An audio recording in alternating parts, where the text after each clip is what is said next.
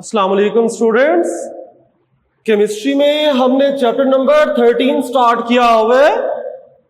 Chapter number 13 के अंदर हम स्टडी कर रहे थे प्रोटीन के बारे में। तो हमने लास्ट टाइम प्रोटीन और उसके अमाइनो एसिड की स्टडी की कि प्रोटीन अमाइनो एसिड से मिलकर बनी होती है। तो आज का जो हमारा टॉपिक है वो टॉपिक है यूजेस ऑफ प्रोटीन। प्रोटीन कहां कहां यूज की जा सकती है, प्रोटीन के यूजेस क्या है। तो बेटा यूजेस ऑफ प्रोटीन ये एक्चुअली लॉन्ग क्वेश्चन में शामिल होगा। यूजेस ऑफ प्रोटीन को लॉन्ग क्वेश्चन बेटा कंप्लीट करेंगे। यूजेस ऑफ प्रोटीन तो सबसे पहले है कि protein makeup more than 50% of the dry weight of body. बेटा ये आपको पहले भी समझाई थी कि जो प्रोटीन है वो बॉडी का 50%। बेटा अगर बॉडी को हम ड्राई वेट लें तो बॉडी के ड्राई वेट का 50% जो है वो बॉडी में क्या होता है, प्रोटीन मौजूद होता है। तो इसके बाद अगर हम इसके यूजेस देखें तो बेटा अगर हम इसके यूजेस की बात करें तो इसका पहला यूज है सोर्स ऑफ एनिमल प्रोटीन। अगर हम पहले बात करते हैं एनिमल प्रोटीन की, ऐसी प्रोटीन जो एनिमल से हासिल होती है, वो किसकी फॉर्म में हो सकती है, in the form of meat, mutton, chicken या फिश या एग। ये तमाम क्या होते हैं, एनिमल सोर्स ऑफ प्रोटीन होते हैं। इन तमाम को हम खुराक के तौर पर इस्तेमाल करते हैं। जो गोश्त होता है या एग, अंडे वगैरह, तो तमाम क्या होते हैं, ये खुराक के तौर पर इस्तेमाल होते हैं।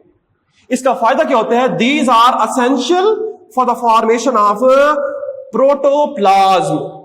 एनिमल प्रोटीन जो हम फूड के तौर पर इस्तेमाल करते हैं क्या करती है, प्रोटोप्लाज्म बनाती है। प्रोटोप्लाज्म क्या होता है, प्रोटोप्लाज्म जो है ये actually cytoplasm plus nucleus. Cytoplasm plus nucleus, cell के अंदर मौजूद cytoplasm, nucleus and other organelles. Other organelles का इन तमाम को मिलाकर हम क्या नाम देते हैं, प्रोटोप्लाज्म का नाम दिया जाता है। प्रोटोप्लाज्म क्या होता है, सेल मौजूद साइटोप्लाज्म, न्यूक्लियस और तमाम ऑर्गेनेल्स को ओवरऑल क्या कहा जाता है, प्रोटोप्लाज्म। तो ये इसकी मैन्युफैक्चरिंग फॉर्मेशन में हेल्प करती है। कौन हेल्प करती है, एनिमल प्रोटीन। एनिमल प्रोटीन हमने कौन कौन सी देखी, मटन, चिकन, फिश या फिर एग हो सकते हैं। इसके अलावा नंबर 2 दूसरा यूज एंजाइम। बेटा जो एंजाइम है ये एंजाइम भी प्रोटीन के बने होते हैं। Enzyme are also form of protein, ये भी प्रोटीन की फॉर्मेशन है, प्रोटीन से बने होते हैं एंजाइम भी। अब ये एंजाइम करते क्या है, enzyme they catalyse a chemical reaction. ये केमिकल रिएक्शंस को कैरी आउट करते हैं, केमिकल रिएक्शन को कैरी आउट करते हैं। Number 2 they are use as drugs. ये मेडिसिन बनाने में भी इस्तेमाल हो सकते हैं एंजाइम। They control bleeding.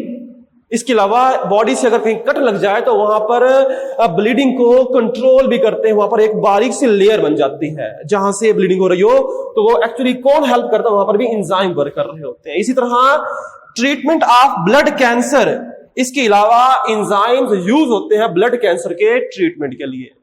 तो एक्चुअली एंजाइम की बात कर रहे हैं, एंजाइम एक्चुअली क्या है, प्रोटीन है।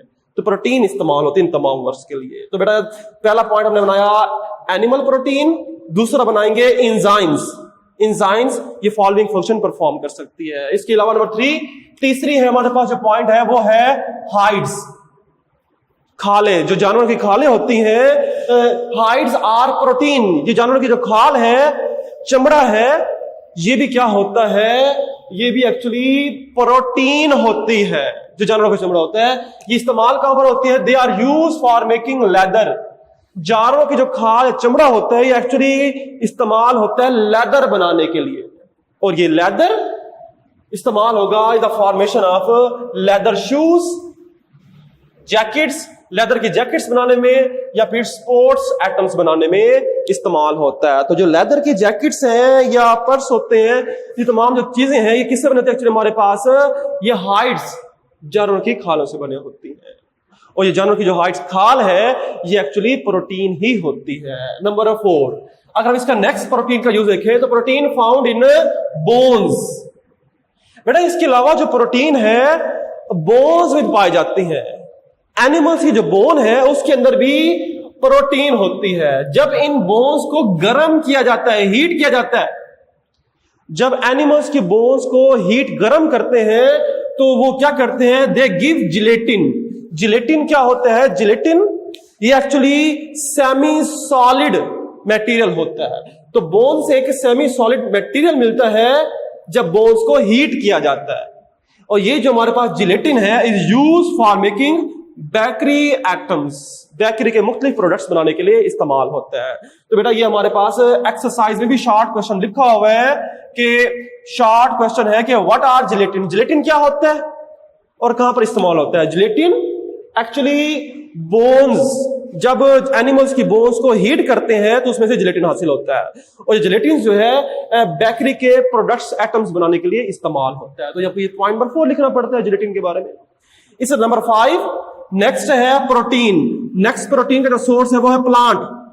बेटा प्लांट से भी प्रोटीन हासिल होती है in the form of pulses, दालें। जो प्लांट से दालें या बीन्स हासिल होती हैं ये तमाम क्या होते हैं? प्रोटीन ही तो होती हैं।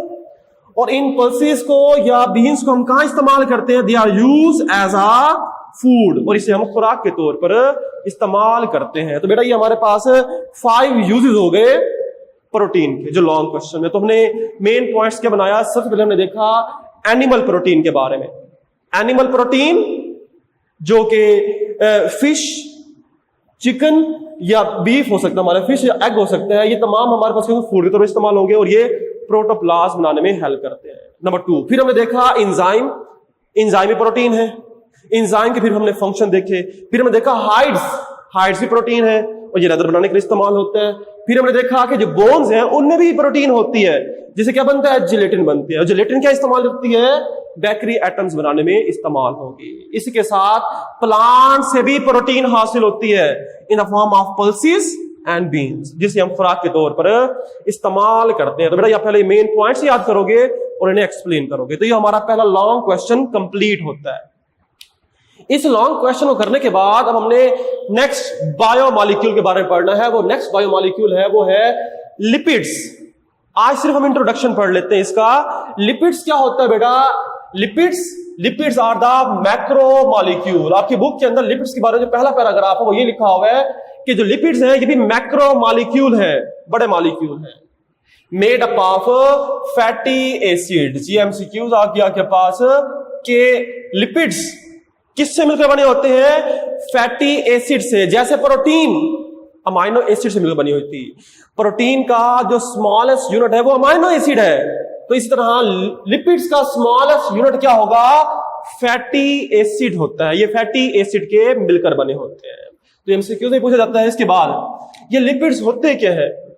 बेटा जो ऑयल एंड घी या फैट्स होते हैं, जो ऑयल और जो घी है ना, ये तमाम लिपिड्स ही कहलाते हैं। तो लिपिड्स की कॉमन एग्जांपल क्या है? लिपिड्स की कॉमन एग्जांपल है ऑयल जब यूज करते हैं, और या फिर फैट्स, ये तमाम लिपिड्स ही होते हैं। तो अपने माइंड की तरफ आप ऑयल को रखो और घी को रखो, तो उसकी बेस पर इनकी प्रॉपर्टीज को हम एक्सप्लेन कर सकते हैं। तो जो हमारे पास लिपिड्स है वो ऑयल या फैट्स हो सकते हैं, फैट्स या घी कह सकते हैं, इसे एक ही बात होगी। तो oil and fats are esters. बेटा हम इसकी केमिकल कंपोजिशन समझने की कोशिश करते हैं। ये जो ऑयल एंड फैट्स है जो एक्चुअली क्या है? लिपिड्स। ये किसके बने होते हैं? ये बने होते हैं, they are made up of esters. ये एस्टर्स के बने होते हैं, एस्टर्स के बने होंगे। और ये जो एस्टर्स हैं are made up of 3 fatty acids. दोबारा बात समझे, मैं कह रहा हूं कि ऑयल एंड फैट्स किसके बने होते हैं? एस्टर्स के बने होते हैं। और ये एस्टर किसका बना होता है? ये एस्टर बना होता है 3 फैटी एसिड के मिलने से बनता है। 3 फैटी एसिड के मिलने से एस्टर बनता है। और एस्टर का फंक्शनल ग्रुप क्या होता है? RCOOR होता है। शुरू में भी R लगाएंगे, लास्ट में भी R होगा। शुरू में भी कार्बन, लास्ट में भी कार्बन होगा, अल्काइल ग्रुप होगा। तो ऑयल एंड फैट्स किसके बने होंगे? एस्टर के। और एस्टर किसका बना होगा? 3 फैटी एसिड का। इसी वजह से हम इन्हें ट्राइग्लाइसराइड भी कहते हैं। ट्राई मतलब 3। तो ऑयल एंड फैट्स का दूसरा नाम ट्राइग्लाइसराइड भी कहा जा सकता है। तो बेटा यहां पर बहुत क्लियर हो गया, ऑयल एंड फैट्स का दूसरा नाम क्या होता है? ट्राइग्लाइसराइड भी कहा जाता है। तो इनका जनरल फार्मूला, बेटा ट्राइग्लाइसराइड्स का जनरल फार्मूला क्या होगा? बेटा ट्राइग्लाइसराइड का जो जनरल फार्मूला है ये शॉर्ट क्वेश्चन में आता है। अभी हमने पढ़ा ट्राइग्लाइसराइड किससे बना होता है? 3 फैटी एसिड्स, 3 फैटी एसिड से बना होता है और ये एस्टर्स होते हैं। 3 फैटी एसिड किस तरह बनाओगे? इसका स्ट्रक्चर ड्रा करने के लिए बेटा आप पहले 3 कार्बन लगाएं, 1 2 एंड 3। बेटा पहले आप 3 कार्बन लिखोगे, इसके बाद यहां पर ग्रुप लगाओगे O C double bond O, acid होता है ना COO, और एस्टर बनाने के लिए यहां पर R का वर्ड लिख देंगे। वैसे तो COOH होता है एसिड, लेकिन हम एस्टर की बात कर रहे हैं। एस्टर में क्या होगा? शुरू में भी C, फिर C डबल बॉन्ड O और R आ जाएगा। जैसा मैंने ये एस पहला बनाया है, दूसरा और तीसरा भी ऐसे ही बना दे।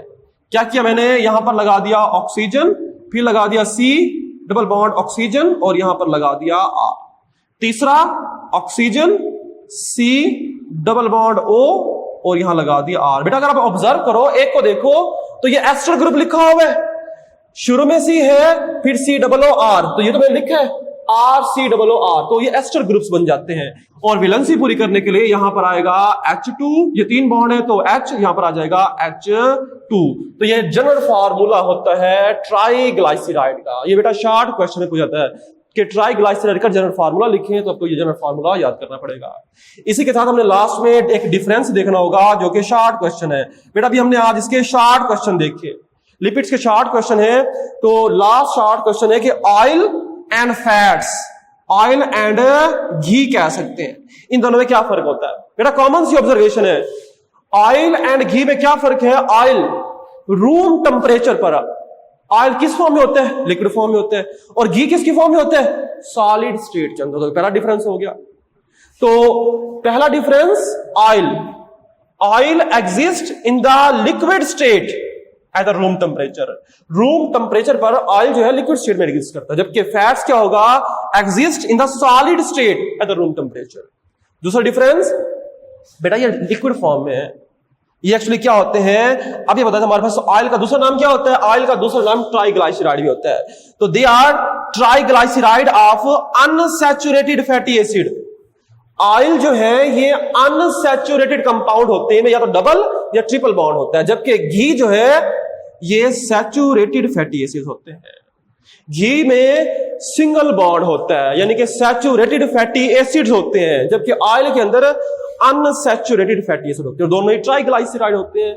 तो बेटा ये आपके पास कुछ शॉर्ट क्वेश्चन है लिपिड्स का इंट्रोडक्शन, ये कंप्लीट करेंगे और साथ में लॉन्ग क्वेश्चन कंप्लीट करना पड़ेगा। यहां तक कंप्लीट करते हैं टॉपिक। अल्लाह हाफिज।